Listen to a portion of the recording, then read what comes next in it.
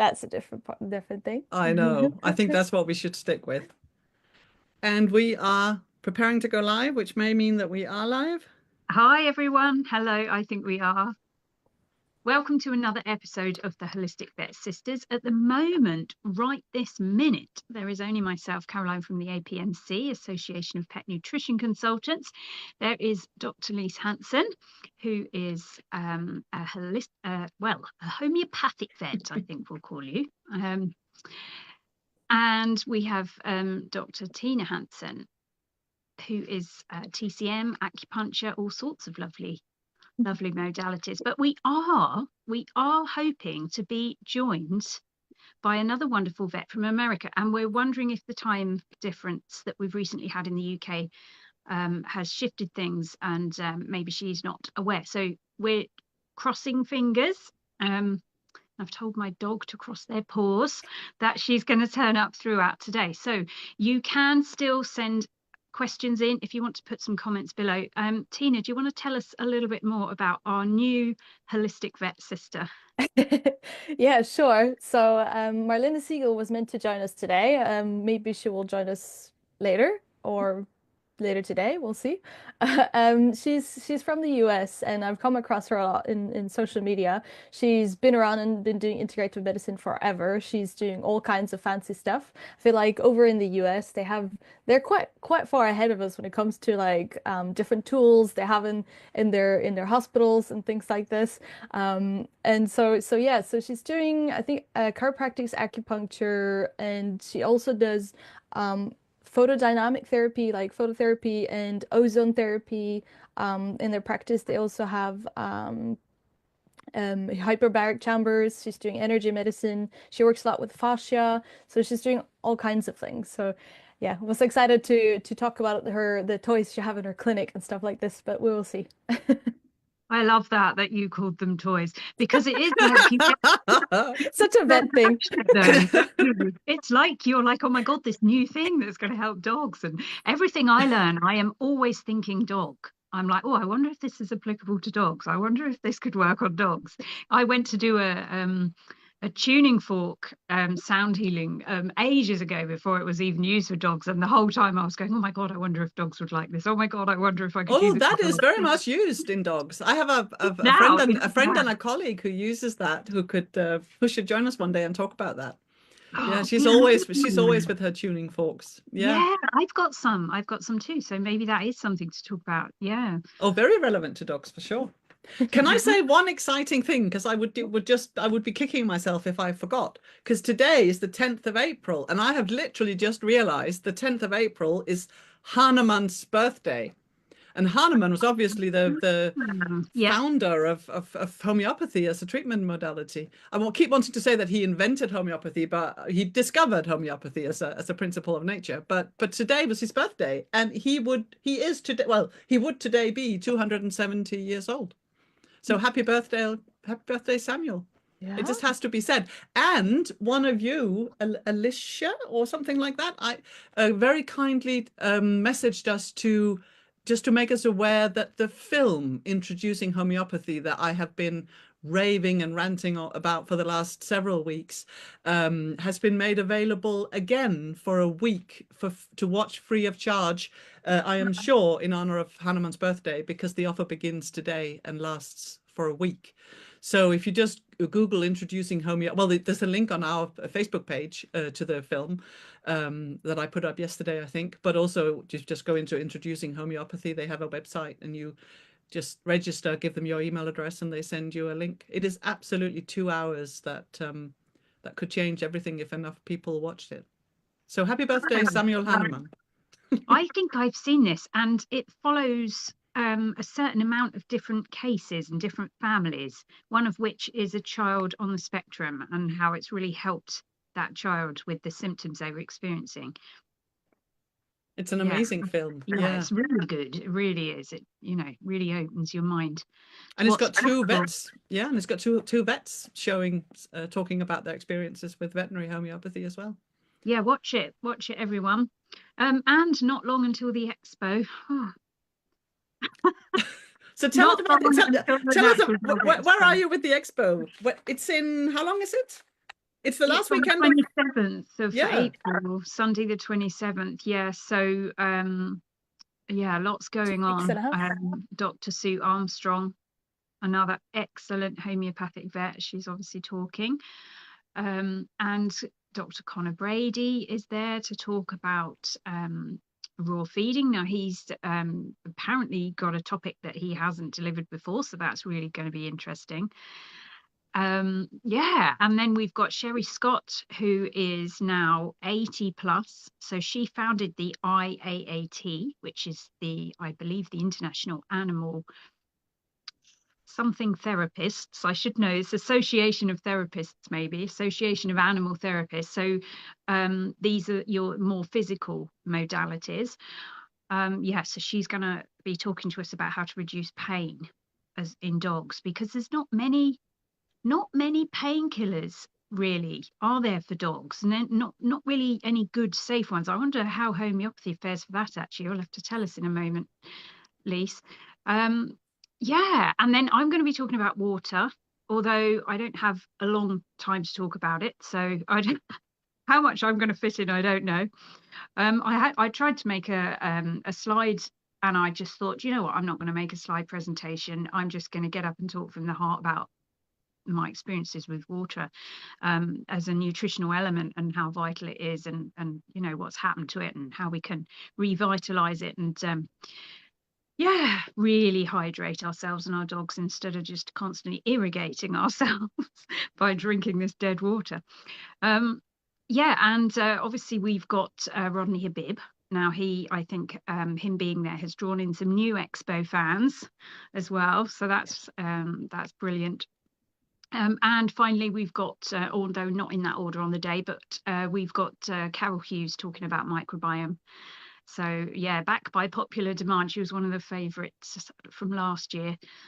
So yeah, it's going to be a brilliant day. A brilliant day. We've got also interspersed little sort of 10 minutes about probiotics, about natural dog grooming products, because the dog grooming industry is very unregulated. So in terms of the products, especially, the toxicity in them can be quite extreme. Things in dog grooming products that they wouldn't be allowed in the ones that we put on our skin. So yeah, it's something we need to really understand in terms of that. So there's lots going on, and my new fresh proof booklet arrived. So I do one of these each year, and everyone that comes to the expo gets one. And it's basically, as it says on the front, a pocketbook of research papers and studies that show fresh and raw food is healthier for dogs, also addressing the historic misconceptions of imbalance and potential bacteria levels through published studies. So yeah, it's like been described as gold by people who have it, and yeah, you get one free for being at the expo. Is it And the yeah, same? Is it the same as last year, or is it different I now? update it every year, so there's some Oh. new juicy studies in it this year. Yeah, I'm constantly on the lookout for new studies. It's Yeah, brilliant. so I mean, to be honest, the minute I have finished the next edition, I found another study. So there's already ones that I want to go in the 2026. So it's like an ongoing science booklet, really. But isn't it great though? Because for so long we've been told there's no science behind fresh feeding, no science behind raw, and it's like, wow, there is loads. There's a whole booklet of it. You know, it's tremendous, really. Brilliant. Can I just say, when you say dog grooming products, I've had this discussion twice this week, actually, because people talk about dog grooming products and what shampoo should I use, or should I send my own shampoo when my dog goes to the groomer? And I wish that wasn't even a topic. I wish that wasn't even a word. I don't think dog grooming products as a category should exist. I mean, it's fine if you need if you have a problem, if you need a medicinal soothing shampoo or degreasing or whatever, because you've got a dog with a health issue. You know, I mean, it's fine if you need the products, but when you say, what was the term you used, dog grooming products, it sounds as if it's part of a healthy, you know, hygiene maintenance sort of daily lifestyle, and I would absolutely want it not to be. I mean, I had this conversation with someone yesterday: how often should I give my dog a bath? And my answer would be never. unless you have to. You know, if there's something wrong with them, like I said, or if they roll in fox poo or something, or find a rotten crab on the beach and decide to, you know, cover themselves in it, fine. But as a sort of, you know, the way you take a shower yourself to cleanse your dog, I would absolutely argue that you should never wash your dog. So the argument whether to wash, you know, monthly or fortnightly or twice a year, and what products to use, I think is almost, it's missing the point I would like to make anyway, which is that you shouldn't give them a bath unless something happened, is my point really. And you shouldn't need shampoos or other products as part of general healthcare for dogs. Yeah, that's a good point. It is a good point. I think these the organisation that are coming to talk give us their sort of 10 minutes short. They sell 2 grooming parlours for dogs, and of course people are taking their dogs and unaware of what the different parlours or dog spas are using. But yeah, how about the old tomato ketchup gets rid of dog fox poo on dogs? What are we talking about this? Lovely. Meant to be true, isn't it? But I don't know. I mean, tomato ketchup now is not what it used to be. It's full of so much stuff that you wouldn't want to eat it. And I think if you'd used it for that use once, you're never going to have a hot dog again, are you? I think there are situations where someone is, you know, there are situations where someone needs to be washed, but there's a difference between that and then doing it. I mean, lots of dogs who go to a groomer, lots of small dogs, are washed with, like you say, with shampoos every 6 weeks or something like that. And and I think it must be possible not to apply products in that. This is actually part of my future plan of making a wellness clinic for dogs. I want a holistic grooming section where, you know, if they're super stressed or something like this, we can give them something, we prepare them with supplements, all these things, and only use like non-toxic products. It's so much potential out there, and so many people like want these kind of things and don't want to have toxic stuff in their life anymore, but it's just so hard to avoid. Sure. Yeah, especially if they don't know that it's happening, you know, and that they're even being used. Do you know, one of my cane and flow practitioners, Vanessa, Top Tails is her groomers, and she teaches canine flow for groomers because she had an experience with a Scotty dog, and it was taking her hours to groom this dog because of its stress levels. So she learnt some canine flow, and the next time the guardians came in, she sat them down. She actually meditated with them for 20 minutes with the dog, and it still took her, the entire grooming experience was so much shorter after the guardian and the dog were calm through the canine flow and the meditation. It still took her less time than, well, a lot less, like it's like she halved it. And she stopped to meditate for 20 minutes. So it's like, in theory, she did nothing, but she didn't, like, you know, she did what she was supposed to do as a canine flow practitioner. But yeah, amazing. You know, like it can be so stressful for them, really can. Yes, and it can also be, I mean, I'm not, don't, please don't get me wrong. I'm not saying that dog groomers don't do a good job. I've been several times to speak at the annual gathering of the Dog Groomers Association in Denmark, but my point to them has repeatedly been, you know, please don't touch the anal glands, please don't clean the ears, you know, all these things that lots of groomers and sometimes vets or vet nurses will do as a sort of service, you know, as if they're servicing a car or something. I'll just check the anal glands and I'll just give them a squeeze and I'll just clean out the ears. And my point is that these things are really best left alone. Again, of course, you clean the ears if there's a problem in the ears. And of course, you deal with the anal glands if they're impacted or infected or whatever. But cleaning or applying any kind of product to these areas is just best not to go there. Let nature do what it does. If it ain't broke, don't fix it. Yeah, exactly. Exactly. Hands off in lots of situations. Oh God, there's so many better ways to work with ears and anal glands. Yeah. Yeah. Yeah. Than just doing that. Yeah. Talking about ears and anal glands, we actually do have a question today. I don't know if we should start with the... Yeah, there was a question. So Alicia asked, because he had a dog with waxy inflamed ears. She was wondering if hay fever or tree pollen can cause ear problems in dogs. She was also wondering what our thoughts is on using Piriton and how you would recommend treating hay fever, and if yeah, there's a lot of questions, but if they need antibiotics, what is the best way to repair the damage? Okay, should we start with the ears itself? Yes, I mean, can I, if I can open that tin of worms, talking about ears. Like I said, healthy ears are best left alone. You know, don't feel that you should be cleaning your dog's ears unless your dog's ears have a problem. So we only ever intervene with ears if they already have an issue that needs us to address it. Ears are never just ears. Dogs that have recurring or chronically inflamed ears, or ear infections, or yeast infections, or imbalances in the ear, it's always a manifestation of a deeper general systemic issue, and most of these dogs are allergic, and for some of them ear infections or ear, itchy ears or infected ears, yeasty ears are just the first sign of an allergic problem, and for some of them it's the only sign, but it still means you have a dog with an allergy. So the answer is not so much about what to put in the ears. The answer is your dog has an allergy and we need to deal with the allergy. And I mean, how you do that is a real hobby horse of mine, and I'm not going to go on and on about that, but I would obviously say that you need in the conventional system, allergies are incurable.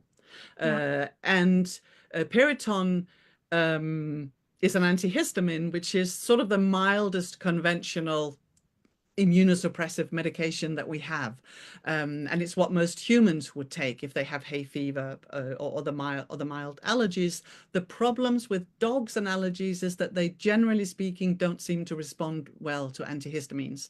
I don't have any objections if anyone has a dog that does respond to antihistamines. By all means, give them antihistamines. It's not going to address the underlying issue, but if it eases their symptoms in the moment, there's not going to be the significant risk of side effects associated with that.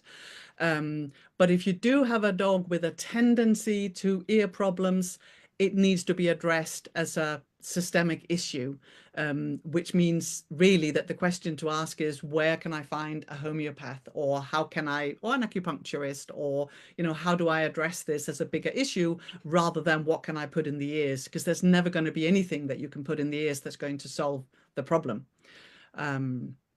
That would be my start to an answer to that question. Yes. It's a bigger issue than it sounds like on the face of it. I agree. And the thing is, there is a lot you can do with diet. There is a lot you can do with nutrition. You really need to be allowing the dog to be detoxing effectively, as they should be, because often the ears can be somewhere that they choose to detox because it's an outlet. I mean, it sounds crude, but that's kind of what's happening in the short term. So yes, working with diet, thinking about what is going in the dog that could cause toxicity of some kind, or that they could be allergic to, but also then thinking about, if you are feeding good food, then thinking about other things that could be going into the dog that's leading them to be, as a dog, more reactive and susceptible to things. So I'm not a fan of saying, I see so many people, they say they've done the elimination diet, couldn't work out what protein it was potentially that my dog was allergic to, or what food type, so it must be environmental. And I would say no, your dog's body is reacting to something from the environment. So you still need to be looking at the dog's body. Yes, you can potentially find out if it's leaf mold or whatever it might be that they're potentially reacting to, and you can practice avoidance techniques, of course you can, but you still need to work with the dog, and very often you still need to work with their gut, and they may still have intestinal permeability, they may still have methylation issues going on, and if they're on processed food, they will definitely have that happening, which leads to inflammation. There's a lot still going on in the dog, even if you find that you can't find a certain food or a certain protein that they aren't allergic to. So I tend to just sort of say, let's not try to define it as it's something outside the dog that is causing a problem, because all these other dogs are going past and they're not being affected by the leaf mold, you know. So definitely there's lots you can do. I would not really use Piriton. I'm not a massive fan. I would be looking at other ways to support the dog. There are natural antihistamines. Lise was saying that she's found they don't often work very well. I think that's the same even with the natural ones. They do seem to have a little bit of a chance of helping, quercetin and nettle, but you do really need to see a herbal vet. You know, it's no good just saying, oh, I'm going to buy these supplements off the internet and hope for the best. You do need to speak to a herbal vet and have a specific blend made up. Somebody like Tina, I mean, Tina, this is the sort of thing that you'd be able to help with TCM, isn't it?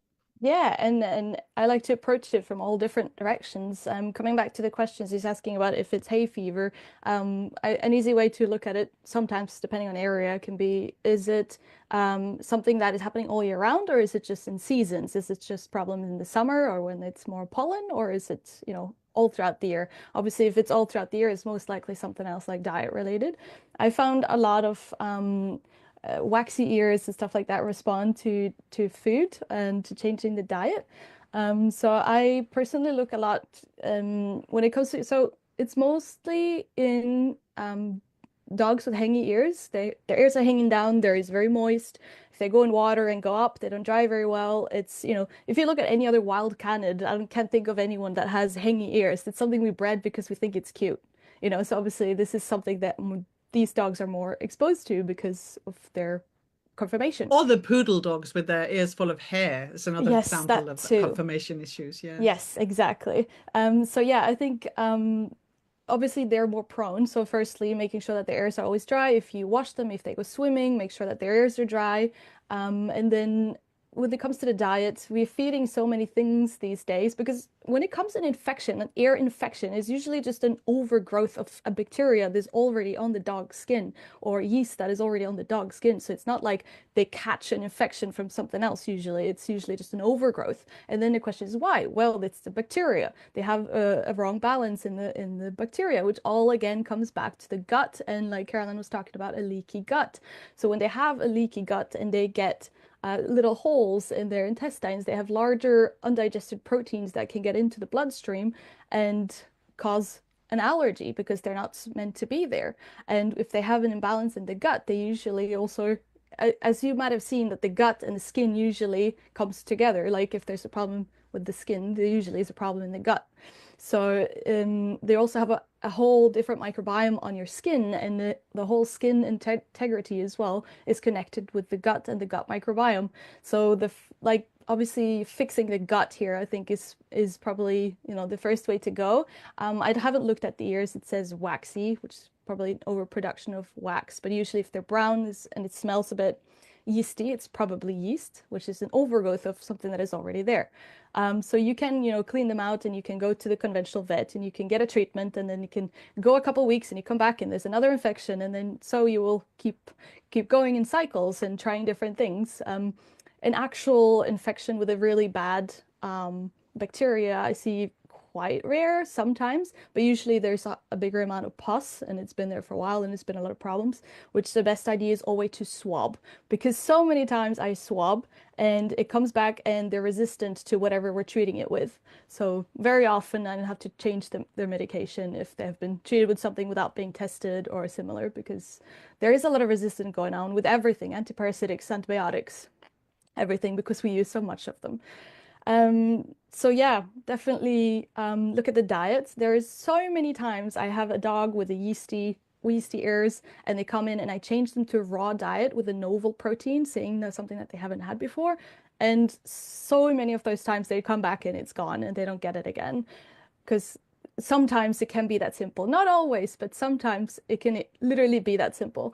Because also sometimes it can be connected with different allergens or intolerances, and then you need to look a lot at the starch content because sugars feed yeast. I'm a big yeast lover. I read a lot about yeast, and yeah, they basically live out of sugar. So if you feed your dog, especially a commercial diet with 40 to 60% carbohydrates, you are feeding the yeast at the same time.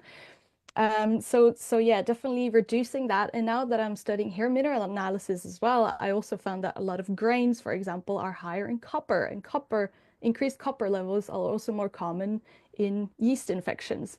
So that's another reason to cut out the grains. So a very big, strong indication to go down to a low carb diet and preferably a raw, fresh diet. And a novel protein would help if they are reacting to one of the proteins, which they probably are. When all these things, anal glands, ears, itching, licking paws, all these things usually stem from the same thing, which is a dysbiosis or a leaky gut, which we call allergies or intolerances. Uh, yeah, now I've been rambling a lot, haven't I? But I think you make a really good point about the overgrowth, because this is a very, very common misunderstanding. Vets talk about, and owners repeat, that it was a yeast infection, as if this dog unfortunately came across a really nasty yeast infection, which is, of course, not at all what happens. It's an unhealthy microbiome, an unhealthy immune system that allows these things to grow out of proportion in a way. The yeast organisms and the bacteria are on us and on our dogs and in the dog's ears all the time. It's only when the skin is not healthy that this imbalance happens, and one particular organism is allowed to grow out of proportion. And the thing that happens is that when we treat, and I think you can almost lump the conventional together with them. I mean, natural doesn't always mean good or harmless. And I think I would very much advise anyone against starting, to just try things in the dog's ears. You can really cause problems. We should not put anything in the dog's ear. And if there is a need to put something in the dog's ear, it should be guided by a professional. And it doesn't really matter whether it's vinegar or herbal products or whatever it is. It can really cause issues.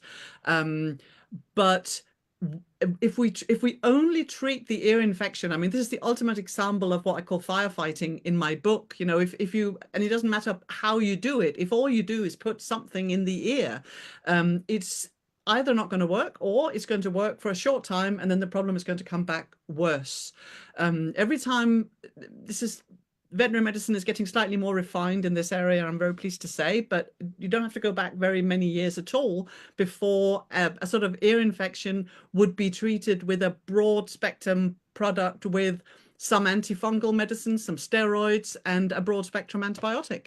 And every time you do that, it's like taking a flamethrower to the ear, and the natural balance is just completely destroyed. There will be immediate relief, but a month later you're going to have an ear that's even more compromised and even more ready for the next imbalance to manifest as the next infection.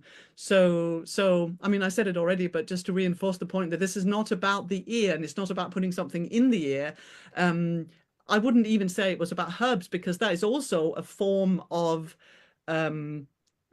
superficial or symptomatic treatment. You really need to get deeper. You need to get to the roots of the immune system to deal with the underlying issue. Otherwise, everything we do is just fiddling at the surface and not getting to the heart of the problem. Exactly. So all these like allergy similar things, we really start with the gut. We start with the diet. You can test the feces. We can do fecal transplant. We can assist with herbs to help manage the symptoms and decrease the inflammation in the body. When it comes to hay fever and environmental allergens, obviously you can go the conventional route of doing blood testing or skin testing, where you test for different allergens, and you can do an antigen therapy, for example, which is you're exposing your dog to higher amounts of antigens for them to get used to it, so they won't react as much to it, which can be less side effects, I guess, compared to some of the allergy meds out there. But again, it's like monthly injections and they all contain aluminium. And obviously, if we can fix the gut, that would be, the best way out, really. And Piriton, yeah, I haven't seen much benefit of it. Most tell me it doesn't really do much for them. Again, it's a little bit of just assisting a little bit with the symptoms until you've figured out and cleared out the imbalances. And she also asked a question regarding if she needs antibiotic and what is the best way to repair the damage caused by this. Well, firstly, I would look a lot into, because, well, some places I've worked, people throw out, especially older vets, maybe sometimes they throw out antibiotics a bit easy. Now I'm back in Norway. We're very, very strict on the antibiotics. We don't give it out very easy. It's quite rare I see someone treat ear infections with oral antibiotics. Usually would use like a local therapy, which usually the skin seems to bounce back a little bit with less side effects than the gut after using systemic antibiotics, because obviously the antibiotic doesn't target the one bacteria that you're looking for. It just destroys everything. It depletes the whole gut microbiome of so many important bacteria that you end up with dysbiosis, which can make the allergies even worse. That's of say for some reason antibiotics are very necessary, and how to repair the damage caused by this. So you have a dysbiosis, or you have a lack of bacteria in the gut, and some studies showed there was even lack of bacteria until like I think it was at least 6 months after the use of metronidazole. So yeah, then I would definitely, as I talked about earlier, also very much focus on the gut and the gut microbiome. So nutrition, stress levels, limit toxins, supplements, maybe a fecal transplant if needed, and some good gut supplements and pro and postbiotics, pre-pro and postbiotics. And yeah, definitely focus a lot on the gut health. Yeah, you said two things that I thought were really important points, if I can just add to that. The one is the blood test that I find there's a lot of misunderstanding surrounding that. It's almost as if sometimes dog owners view the blood test that you would take just to find out what an allergic dog has antibodies against as a test for whether or not the dog is allergic, which it absolutely isn't. It's just a test that it is, like Tina was saying, it's in the initial step in this immunotherapy or hyposensitization that will show what mix should we make if we decided to go down that route for this particular dog. But that's all it is. An allergy is a clinical diagnosis, so that any vet can diagnose an allergy on the basis of the physical symptoms. There is no one test that diagnoses someone as having a dog as having an allergy, and that's not what that blood test does, even though it's often talked about as if that were the case. And the point that I wanted to make about it is that it seems logical. I mean, I can absolutely understand the line of thought that goes, if my dog has an allergy, let's find out what it is that they're reacting against so that we can remove it. And if there is a blood test, let's do it so that we can find out what the offending agents are and we can avoid them. And that just never, ever happens. Logical as it may seem, it's not an issue about pollen or storage mites or whatever it might be. They look, I mean, I've seen tens of thousands of these blood test results over the years, and they are interchangeable. I mean, all these dogs respond to lots of different things, and they are always things that we can't remove. And it's a never ending, it doesn't help. I think because fundamentally there's nothing wrong with these agents that the dog is responding to, there is something wrong with the dog's immune system. So trying to clean up the world to protect the dog from the stuff it's responding to is never going to be an answer. And therefore is the whole process of focusing on what this dog is intolerant to or allergic to doesn't solve the problem. We need to address the dog's immune system so that the immune system can calm down and stop all this overreacting, rather than focus on the things that it overreacts against. And one thing that must be said, and then I'll shut up for a second, but one thing that also must be said when we're talking about overreacting immune systems is that nothing is going to help a dog with an allergy if you continue to give it a leptospirosis vaccine every year, or a rabies vaccine, however frequently it's required where you are. We can't try to soothe and calm and balance the immune system and then at the same time whip it and whip it and whip it and whip it and try to get it to overreact. Those two things are just opposites. So there's lots of different areas that need to be addressed to get the immune system to calm down and work in a more balanced way. And it's generally speaking not an issue that lends itself to home treatment. You really need to be in the hands of someone who knows what they're doing to try to help an allergic dog. But one very important point is that your vet will tell you that if you have an allergic dog, that this is incurable and they're going going to need lifelong immunosuppressive treatment. That is not the case if you find someone with experience in a holistic treatment. This is very often not the case. So don't despair, don't ever consider euthanasia or anything like that, as people do because they're told by their vets that this is lifelong, very expensive and very harsh drug treatments. It doesn't have to be, but it does need to be in the hands of someone who knows what they're doing. I think it's Absolutely. I think the thing is, what I was saying before about the detoxification, that is so important, because then if you're putting in more things that affect the immune system in the way that Lise just described, you're also putting in other heavy metals that come with those vaccines. And these irritate and can change the integrity of the gut lining. And that's when you get the biome issues. So for me, focusing on the liver is also really, really important. So it's about the detoxification of the dog, because sometimes there isn't yeast involved and it is just inflamed. And there's no yeast, and the biome, comes back. If you have a biome test, it comes back fine. And you're left with, okay, potentially, what do I do? But actually, there's still a lot you can do by clearing the body, clearing the liver, giving the body the best chance to balance itself out, because the body doesn't want to be like that, and it will be looking for the appropriate internal pathways to reduce those inflammation, reduce those symptoms. And sometimes it just doesn't have the pathways it needs. Sometimes the prostaglandin pathways aren't there because the nutrients just aren't there to support it. Sometimes it can't build the integrity of the gut lining again because it doesn't literally have enough zinc. So there are lots to think about with ears, other than what you will get told at your conventional vet is in their toolbox, which it sounds like from this comment, you've been explained what's in the conventional vet's toolbox, and you're going, okay, I wonder if there's anything else I can do. And we're all in our individual ways going, yes, there is, for sure. There is a comment in the comment section here from Alison as well, because one of her dogs, Vislas, left ear only, occasionally gets black in the ear. Vet prescribes ear cleaner, just says an infection, won't do a swab. Changed vets, did the same thing in another suspension, but won't do a swab. Very frustrating. She's raw fed. Happens once every 3 to 4 months. So when it comes to swabbing of the ears, 99.9% time you only see yeast and cockeye, which are commensals of the ear. Usually if there's more pus and stuff like that, sometimes you can find rods or different bacteria which might indicate antibiotic resistant, for example. But yeah, I guess it's gold standard to always do a swab, but 99.9% of the time it's always cockeye and malassezia. But it's very worrying when Alison says she's been to 2 vets and they won't do a swab.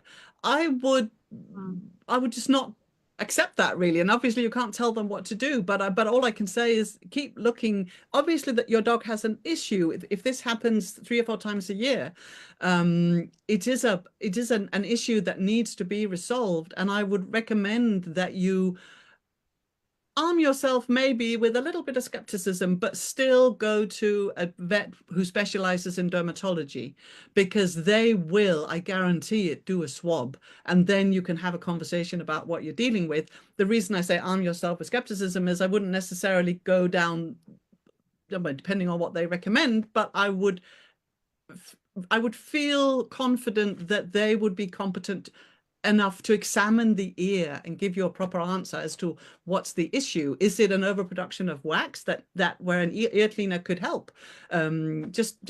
Just literally using an ear cleaner at regular intervals is often really useful if you've got an ear that's been inflamed regularly, and you just help adjust the pH and help everything settle down for a period of time. It can be very useful to use an ear cleaner at regular intervals, but you need to know what's in the ear. You need someone to look in there and tell you, is this wax? Is this yeast? Is this, what is it?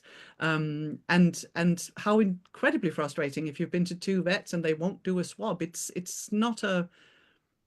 doesn't inspire confidence. And I would just not give up. I would keep fighting for your dog. And the way you fight for your dog in this situation is, I would say, go to a specialist dermatologist and ask them to examine the ear and tell you what's in there and what you can do about it.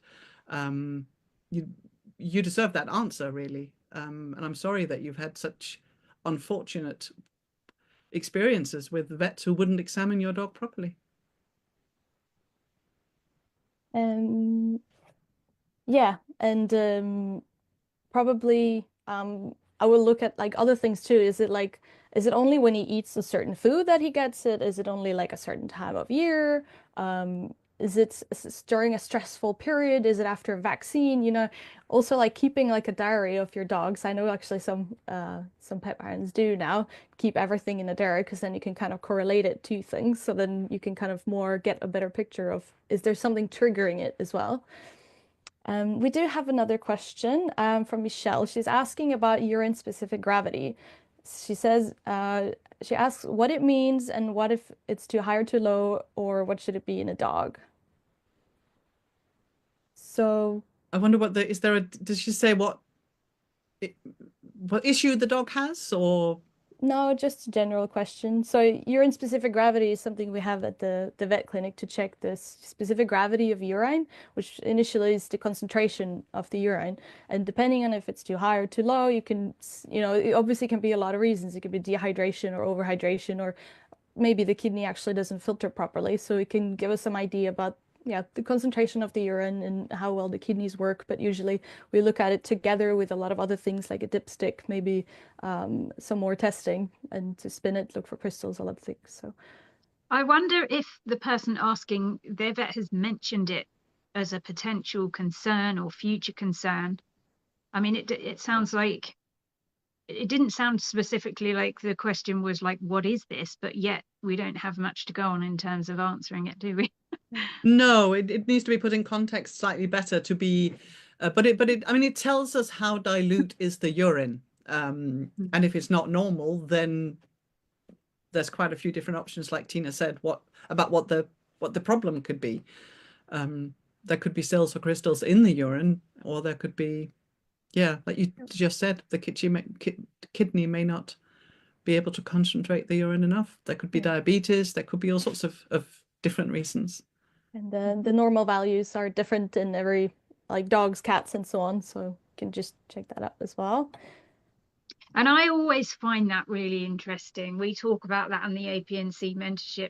Where did these values come from? And did they come from process fed dogs? Because very likely they did. It's So as covered, yeah. soon as you start to feed a dog a fresh food diet, you're going to get well, I say as soon as most dogs, you tend to see slightly different out liver enzyme tests. And people say, oh goodness, is this an issue? But our answer is generally that we have to consider about where the values came from as well, because usually there is no issue. The dog is super healthy, you know? So Yeah, it is true. There is some work being done on that. We need a reference scale that relates to raw-fed dogs. The one that I see most frequently is dogs and cats that have a high urea. And they're being sort of highlighted as potential kidney patients, and it's just that they eat a lot of protein. yeah, Um, good. so yeah, that's a good one to be aware of.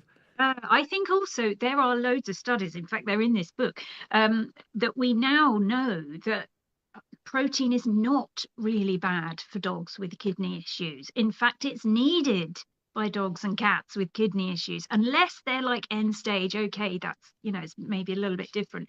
But when you go to the vets and they're sort of saying, oh, your cat, your dog potentially could think about going onto a kidney diet. They're a bit older now, and the levels that we're seeing are not exactly how we'd want to see them. And like Lise said, they're talking about protein, and it's okay.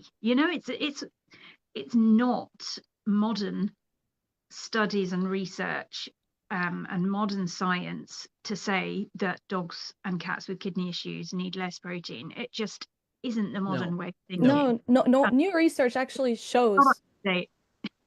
yeah, This new is my research cue, actually my shows. cue to do that, because I do write about that in here as well. Go on, Tina. Sorry. Yeah, the new research actually shows that as well, that it's not actually the amount of protein, it's the quality of protein. So I guess ultra processed, rendered proteins or fresh proteins is a completely different thing. And another thing worth mentioning that I also found on my research stroll is, the phosphorus is a lot talked about when it comes to kidney disease, and the absorption of like the synthetic phosphorus that is added to kibble, for example, is a much higher absorption rate than what is found in fresh food. So yeah, I think quality over is more important than quantity when it comes to kidney disease. Absolutely. And if phosphate is an issue, you can give them a phosphate binder. I mean, it doesn't have to guide how you feed them. Easy. The phosphorus bit's easy, really. I mean, even eggshell can act as a calcium carbonate phosphorus binder. So, that bit's the easy bit. And the protein bit, the science is showing we don't need to be concerned about that until perhaps they really have got, end stage kidney issues.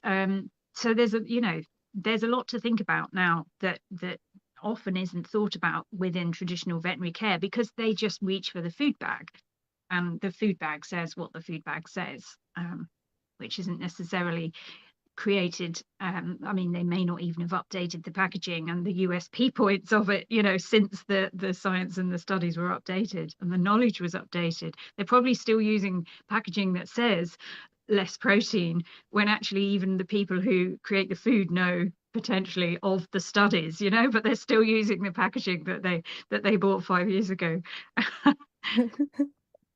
And we did actually have another question on here as well, of how to find a holistic vet. I think we mentioned this in a live earlier. Because can you work with a holistic vet online? Because there's no holistic vet specialist that I can find anywhere remotely near me. And that is a very good question, because there's more and more vets now starting to work online for this very reason. Because also, like in my area, there's not that many holistically minded people even, so I need to find my clientele as well. So I've actually just opened my website, so I take online consults now as well, and there's plenty of our guests, and as well as both my colleagues here, we all work online, so we can work together with your local veterinarian and try to find the best possible solutions. But I think to remember that you're supposed to be able to see the dog in the UK as a vet. So this is why a lot of the holistic vets can't work online, because that's not quite the case. No. Go on. No, that is apply. No. I mean, I'm a UK licensed vet and I work online. The wording is that you cannot write prescriptions for prescription only medicines unless you've examined the dog, but you are allowed to have distant consultations. Okay.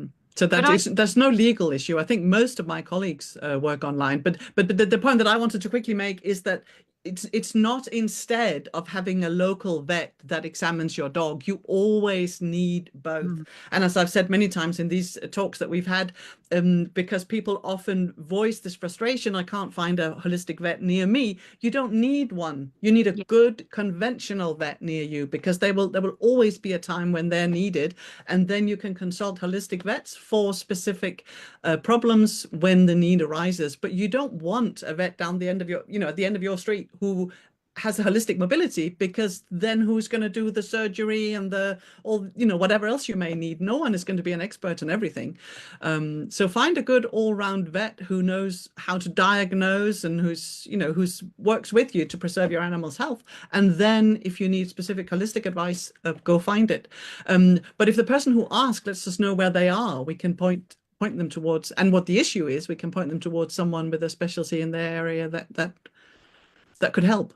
Yeah, there's even websites for this that lists a lot of veterinarians. Connor Brady has one on his website, and there's one on CIVT as well. They have and there's loads of lists at the end of this book globally about the different associations to find practitioners with specialties in osteopathy, acupuncture, homeopathy, herbal medicine all over the world. So I think it's easier than it may sound. I think people get confused because holistic is a catch-all term. Yeah. So if I wanted to find a reflexologist, I would still be finding a holistic therapist. When I Googled find a reflexologist in Devon, they're still a holistic therapist. They just only do reflexology. So we have to stop thinking we need a holistic vet, and we have to think, what actual modality do we want? Because when you look up acupuncture vets, herbal vets, homeopathic vets, suddenly there are hundreds of vets. Exactly. There are loads. And you don't want them to be your GP vets, nor would they want to be. That's a different role, and you need your local vet for that. And getting that relationship right is really the way to go. Can I add to that? I think this is a very European thing though, but in the US and in Australia, there are actually a lot of clinics that have GP vets that are holistically minded, that have maybe an additional degree or something, but they work conventionally. They do vaccines and all those things, but they also do like holistic modalities and such. But usually within the same clinic, they have people doing more surgeries or something like that as well. So I feel like that's more common, maybe not in Europe yet, but in Australia, for example, they have a full clinic that is like only holistic, where they do, they do all kinds of surgeries as well, like orthopedics and stuff, but most of the people there are holistically minded. So their GP vet is holistically minded regarding the vaccines and the treatment plant. And then there are other people coming through the clinic as well, doing everything else. So I hope we will get that in Europe too someday. Oh, we finally got Dr. I knew Siegel on. this is You said 10 minutes before, I didn't you? said she was going to be here 10 minutes before because it's a time difference misunderstanding. Yeah. Oh, maybe, yes. Oh no. We'll have to quickly ask her all sorts of questions. We've got 9 minutes. Oh Wow. gosh. Okay, ladies, let me get my Hello. right here. Hi. We're live already, by the way. We're live already. Sorry, I think we've suffered a misunderstanding due to time differences because we've been live for 50 minutes. So you just caught us at the tail end of our live. But we will At 2 o'clock I was told 2 o'clock and come in 15 minutes early. Oh, well, I thought that was must what have was been a happening. We are so time pleased to difference. have you though, and we will speak to you for 10 minutes and then we will invite you back. Well, yes, we can do 10 minutes and then we can reschedule, and do Yeah, it. you must come back. You must come back. Definitely. Let me go get Welcome. let me get a chair. Yeah. That seems reasonable. Yeah, she's in practice, hey. I love the paintings on the wall. Yeah. That's very, very calming. It's like an underwater scene. Yeah, it's very nice. Oh, that happened. Well, let's make use. Would you be happy to just introduce yourself and your clinic? We would love to hear what you do and how you work. Well, yes, you are in my clinic. I'm not in the best location for it to take the camera around, but anyway, Dr. Marlene Siegel, I am an integrative veterinarian. I do bioregulatory medicine. What the heck is that? And in simple terms, it's fixing the root cause of disease. So instead of masking symptoms, we call it symptom suppression. It is really about finding the root cause of the problem by doing the proper diagnostic testings for deficiencies, toxicities, mitochondrial dysfunction, what's going wrong in the biology, and then fixing it so the problems go away. It's pretty simple. I mean, I make it sound simple, but it's, it's like a mechanic, right? If you took your car in and your car was having a problem and it was making a noise, well, they wouldn't just look at it from afar and go, I don't know. They're going to go through a series of diagnostic tests to figure out what part is making the noise, and is the gas right, is the oil right, or the belts right. And you go through and you see all the mechanical parts, and that's what I do for the pet. It's amazing. Is it a first opinion practice offering a full range of care, or is it a referral practice, or what's your setup? I've been here 40 years, 40, and it's full service. So we do from birth to the transition, and medicine, surgery, diagnostics, ultrasound, but we also do all of the detoxing, and it's inclusive. Yes, we do everything.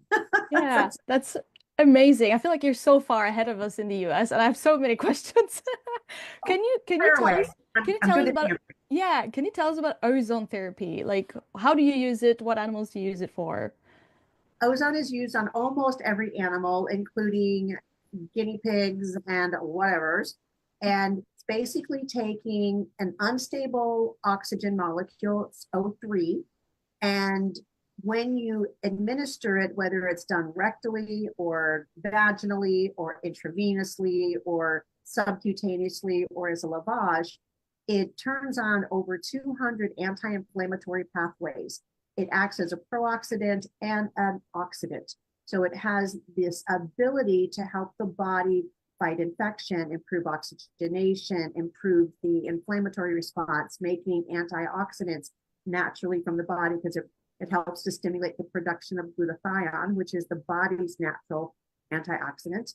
And so it has this amazing level of ramification with almost no negative side effects. And I say almost none because there are some contraindications. If you had an active bleeding problem, then ozone can increase the fluidness and could actually potentially make the bleeding worse. So that would be about the only time I would hesitate to use ozone. Get the bleeding controlled and then you're back on. Oh, what cases do you typically use it in? Like cancers and stuff? Cancers, absolutely, but any kind of infection, arthritis, pain, even animals that come in that are ADR, like we call them, ain't doing right. I'm an athlete with them, but I'm on. I'll call you later. So the I was on ADRs, so an animal that we call ain't doing right, another term. And with these animals, we may not know exactly what's going on right away, or maybe the owners can't afford to do the workup. And so what we end up doing is administering the ozone, usually rectally, sometimes intravenously, until we get the rest of our information back. And sometimes that alone helps them to feel better. Oh, wow.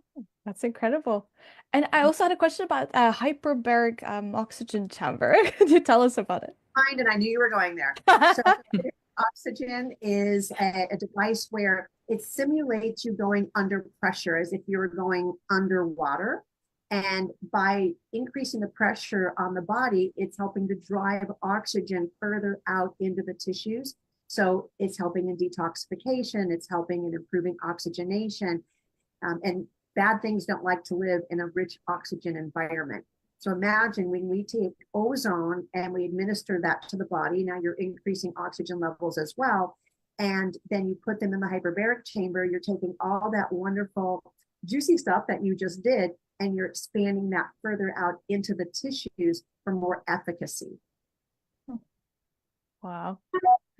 So you also use it in all kinds of patients then, I reckon. Absolutely. Almost every case that comes in other than a wellness case, it would be justified, and it's inexpensive.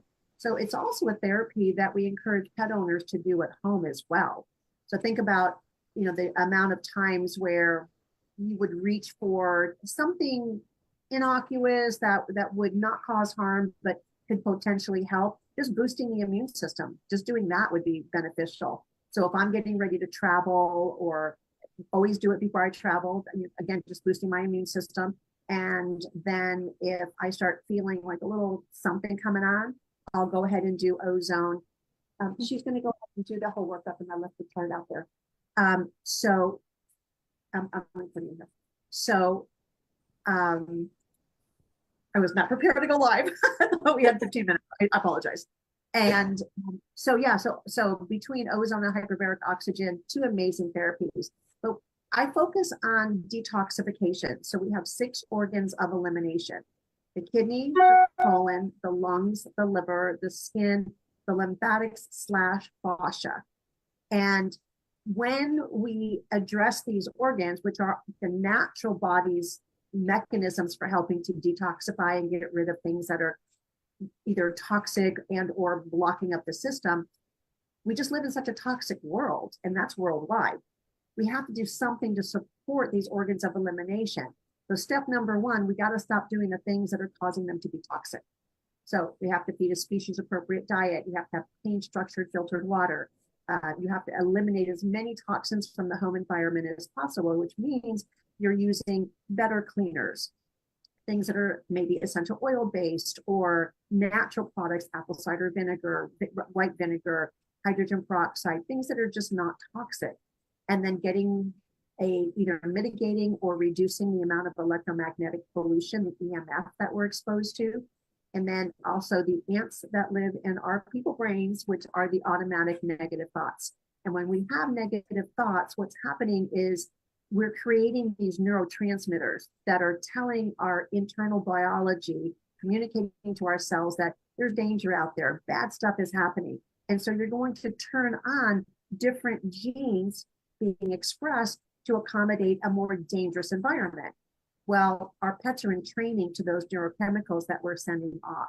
So when we can be more conscientious of the thoughts that we're having, then we can optimize how we're thinking, the hormones that we're producing, and help our pets not be so stressed out.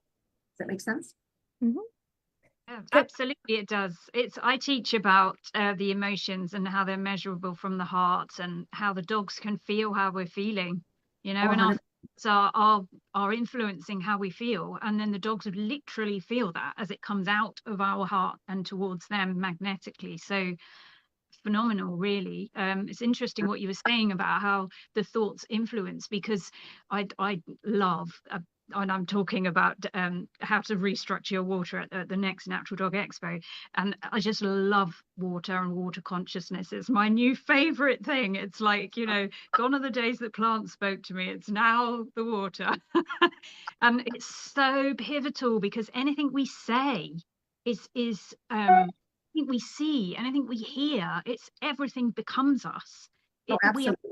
water, and our pets are made of water, so they're constantly taking on things energetically in that way.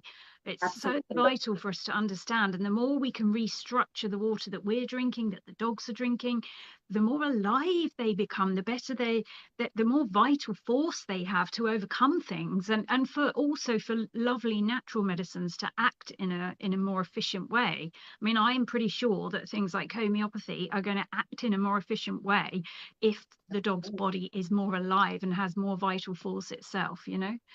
Absolutely. Absolutely. Not just the water, but of course, you know, the energetics of the body. If we can stay in a parasympathetic state, then we have the ability to heal. When we stay in that fight, flight, high sympathetic tone, the body can't heal in that.